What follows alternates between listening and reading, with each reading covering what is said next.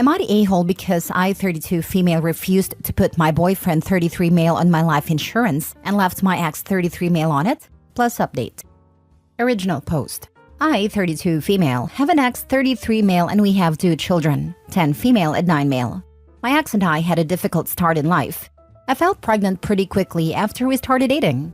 Our daughter was born with leukemia, and we spent the first few years of our relationship in hospital. She's now in remission, thankfully. We also had another child during this time, and our son is autistic. After being together for 6 years, we split up indefinitely when our children were 6 and 5, which was very hard for me and him. After healing for about 1.5 years, I began dating my now boyfriend, who we'll call Jake. Jake was really lovely and kind, and took it slow with me. After a year, I introduced him to my kids. At first, my daughter was not very happy with the situation, but eventually she grew to tolerate him. Jake even has a civil relationship with my ex. Eventually, Jake moved in with my children and I, has been living with us for about 2 months now. When my daughter was born with leukemia, my ex and I had decided to both get separate life insurance just in case anything happened to us. When we originally got them, we decided that we would be each other's trustee. It also would receive 30% of the insurance and the rest would go on our child/children. After we had our son, we updated our life insurances with his name also on it. We have both still honored that. Our reasoning for this is that if one of us was to go while our children were still young, then the other would be left as a single parent and may need some support and stability. I still feel very strongly about this. Now on to the issue. Jake was cleaning up my files in my office when I was at work and had come across my life insurance agreement. While I was at work, he had sent me a message saying, "We need to discuss something important when you get home." Obviously, I was freaking out and tried calling him, but he would not answer me and said he was too angry to talk to me. I run my own business, so I took off early and drove home. Before I left, I messaged Jake to say I'm on my way home. When I arrived, I seen Jake on his sofa glaring at me when I arrived. He threw the life insurance papers at me and demanded to explain myself. I picked them up and asked what the problem was. He began to scream at me and said, "Why is your ex on your insurance that I'm not?" I explained to him my reasons above and he scoffed and said, "Well, you both make so much money now, you don't need to support one another." I was extremely angry at this and told him that it was not his business who I put in my life insurance. The money is mainly for my children and ex, and it will stay that way. Jake replied, "Well, I put so much work into this relationship, and I'm not going to get anything from it. No normal man would want a woman with 2 children who has issues." I saw red. I kicked him out and told him we were done. My children will always come first, and I will never let anyone get in the way of that. Jake packed his bags and left. While he was packing, he shouted at me that I never really got over my ex and we still love each other, blah blah blah. That he knew it from the start, and I'm such an a-hole for not putting him on my life insurance. So Reddit, I have to ask, am I the a-hole? Edit.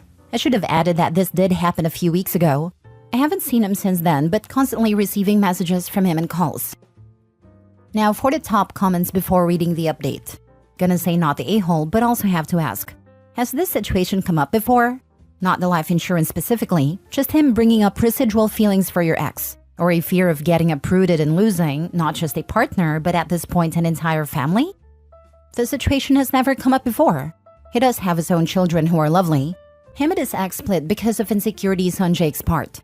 He constantly accused her of cheating and it tired her out. He has been cheated on before by a previous ex. I have tried telling him to get into therapy, but he refuses to go. He constantly compares himself to my ex and complaining I'm not over him. He says things like, "Oh, your ex is always around. Your ex didn't do this for you like I have. Your ex is better looking than me." My ex is around for our children and is a very active father. He was always there for me to help in the house, but since I've been with Jake, he only came around when it was about the children. I'm sorry you're in the situation you're in. Jake has to fix himself before he's ready for a relationship. And it sounds like you gave him stepping stones to do that, but he doesn't want to walk down the path. I hope everything works out for you, but you're definitely not the a-hole here. Not the a-hole. It is I put so much into the relationship and get nothing out of it when talking life insurance is alarming. I mean, we've seen enough forensic files to know what he meant. You dodged a heck of a bullet with that guy. The reality is, if you have primary custody after a divorce and pass away, most courts would grant a surviving parent custody. You did the right thing by ensuring your kids are still taken care of if that unfortunate event happens, especially since one child had health issues and the other special needs. All the better that it at least sounds like you and your ex are able to co-parent. I can't possibly imagine that if something happened to you, Jake could have the kid's best interests at heart, and especially after his very telling reaction about the life insurance policy. Opie dodged a nuclear missile with the red flags Jake was waving around. I like how he was helpfully cleaning up her office and just happened upon her life insurance papers. Now for the mini update. So before I start with a little update, I want to say thank you for all the comments. I'm going to go through them all and try to reply even though it's a lot. I just want to address a few things. This did happen a few weeks ago and I did post in another group, but unfortunately got no advice on that subreddit. I'd left it for a few weeks before my ex suggested this one, because his words are, maybe these internet strangers would make you see sense and stop you thinking you're an a-hole. Also, could help you to see you shouldn't get back with Jake. Just wanted to clear that bit up. Firstly, I should have probably added this in the post. My ex and I are definitely not getting back together. We are very good friends, as I am with his husband. My ex always thought he was gay, but he is not from the UK and his parents would disapprove, which they have done so and cut ties with him.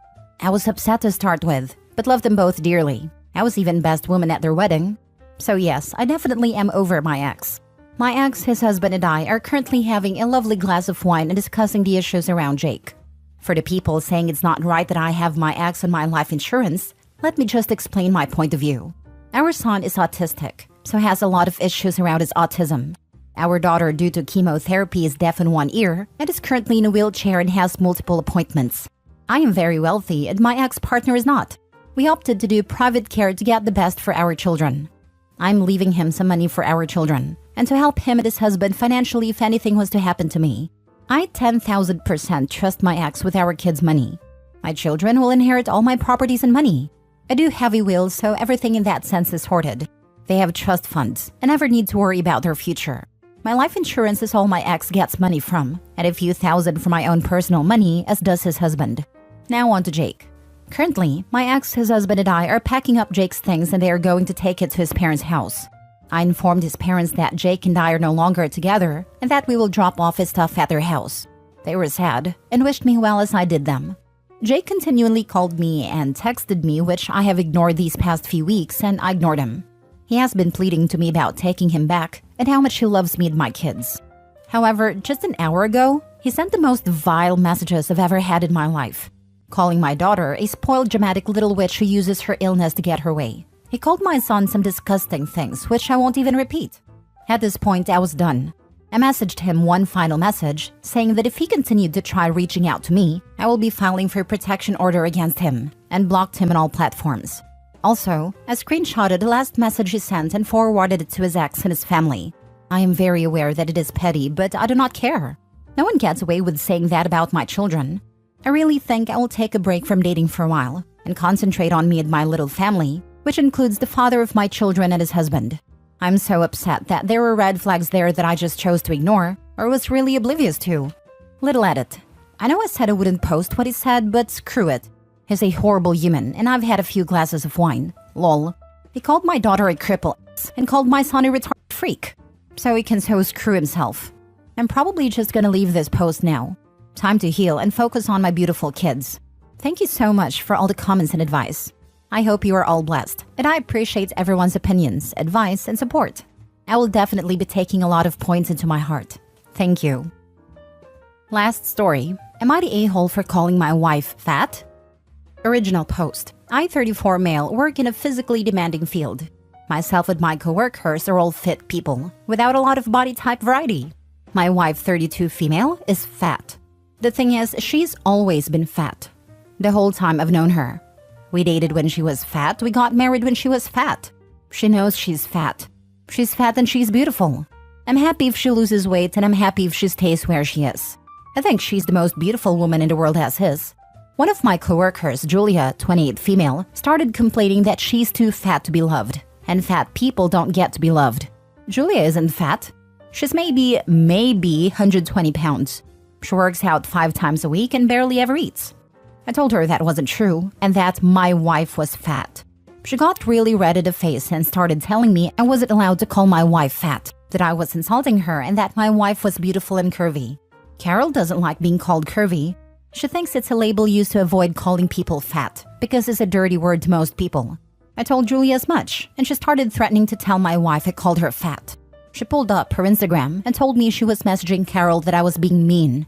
I beat her to the punch and called my wife, put her on speaker, and asked if she was curvy or fat. Carol laughed and said, "I hate that curvy nonsense. Fat and beautiful, baby." I thanked her, told her I loved her, and hung up. As soon as I hit end, Julia went mental. She started screaming that I was abusing my wife. When I asked how, she said I was clearly brainwashing her into accepting the term fat, to try to keep her complacent and from getting away from me. That no woman in her right mind could be okay with her husband calling them fat. I showed her a picture of my wife in a shirt that had BBW on it. She bought it for herself, by the way. She stormed off and hasn't spoken to me since. Now, I just walked in today to an email from HR requesting a meeting with me. I don't think it's a big deal. I have my wife's blog for fat positivity, the shirt, and can easily call her for proof. But now, things are frigid at work. And Julia constantly gives me dirty looks when we were in the same room. She ignores me otherwise. So I'm just over here scratching my head. Am I the a-hole for calling my wife fat? Now for the top comments before reading the update. The difference between your wife and Julia is that your wife loves herself. Julia can't even pretend to. Not the a-hole. Yep, the HR thing is wild. Imagine fishing for validation from a man, your married coworker, going off on him for loving his wife, threatening to DM her, and then reporting him to HR. Not the a-hole. If anything, Julia may be upset because she can't blame her insecurities on this idea of being fat. Or she uses this idea of body positivity to push others into expressing fat phobia she internalizes. Ding ding ding. The wildest thing is, Julia was fishing for validation from a married man, and then went off the deep end quickly. Julia is controlling, emotionally labile and passive-aggressive. Avoid and ignore as much as possible, OP. For reals, Julia was definitely fishing for compliments by calling herself fat, hoping the OP will confide about how his wife is fat and how he hates it. But she wasn't expecting OP to have a healthy marriage to a confident woman. Not the a-hole and your wife sounds awesome. Julia should get a better hobby because she sucks at fishing. My wife is the light of my life. She makes me smile every day and she's the reason I wake up in the morning. Thank you. But this is exactly why people stay so guarded at work these days. I'm 40, and when I first started working, the office culture was always work hard, play hard. And many coworkers were my friends. We'd go to the bar after work and things like that. About 5 years ago, I got written up for talking about how bad my neighbor I had just moved into was, and that I didn't feel safe walking alone at night and definitely wouldn't recommend a woman walking alone. I got written up because a coworker overheard this conversation and was uncomfortable with the implied topic of rape. That's all it takes. No further action was taken, but I still have that hanging over my head. I know it's on record. I know there is an anonymous woman that is actively avoiding me pretending to have trauma. I am polite and professional with coworkers now, and they don't even know where I live anymore and nothing about my personal life. OP here did nothing wrong, but he did make a coworker uncomfortable. That's enough these days. It doesn't matter if that person has justification to be uncomfortable. They can claim in and then make it a problem for their employer by claiming hostile work environment and so on. Even unjustified, it's time and expense and risk for a company. So that is the way it is today. And now I work fully remote, and companies no longer get my enthusiasm, and my coworkers do not get anything more than professionalism from me. I had a slightly different, yet very similar, experience. I didn't imply anything, because I didn't say anything like any of what was later related by this woman. It simply didn't occur. Lots of people were right there, thank goodness. When I was approached about it, I offered reassurance that I wasn't even talking about any such thing. I was then told that I hadn't actually done anything wrong, but it was still a problem because the other person felt upset by what they thought they overheard me say. I've been working in an office for about 3 years and never had an office job. I knew from the jump to keep my mouth closed. Be nice, but don't do a lot of talking. I'm 6'3" black man.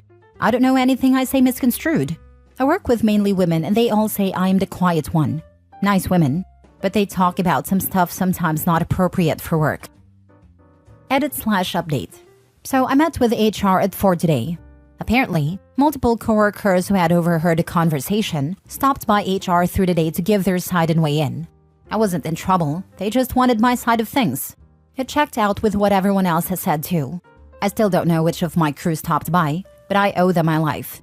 I offered to show my wife's blog, and our rep, who is a really nice girl, told me that if it didn't affect my work, it was irrelevant. The story had been corroborated enough by others. HR reiterated a lot of what y'all said. Even though Julia initiated a conversation, I shouldn't have jumped in. It was less of a scolding and more of a request to keep my nose out of other people's business. I'm sad because I thought Julia and I were friends. We talked about our mental health struggles, the hardships of the field we're in, and heavy things like that. Won't be having those conversations any further. Julia and I will no longer be paired on teams for patient care. I was told my part in the investigation was done, and they thanked me for my time. So I think I'm going to be okay.